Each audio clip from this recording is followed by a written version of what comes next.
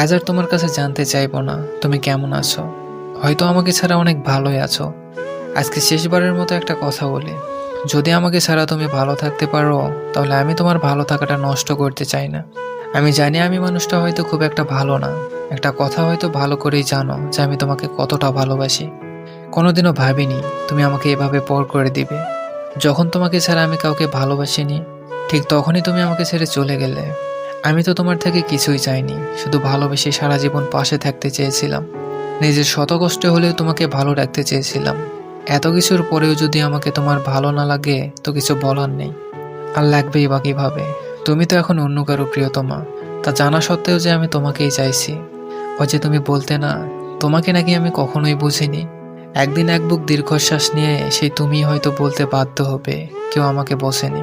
অবশেষে একটা কথাই বলবো, আমাদের দুজনের মধ্যে যা কিছু ভালো হওয়ার কথা ছিল, সেগুলো ভালো তোমার হোক। হয়তো বা কষ্ট হবে তোমাকে ছাড়া থাকতে, কারণ অনেক বেশি ভালোবেসে ফেলেছি তোমায়। হয়তো তোমার সাথে আমার রক্তের সম্পর্ক নয়, কিন্তু আত্মার সাথে মিশে গেছো তুমি। মন চাইলে ফিরে এসো, অপেক্ষা করব।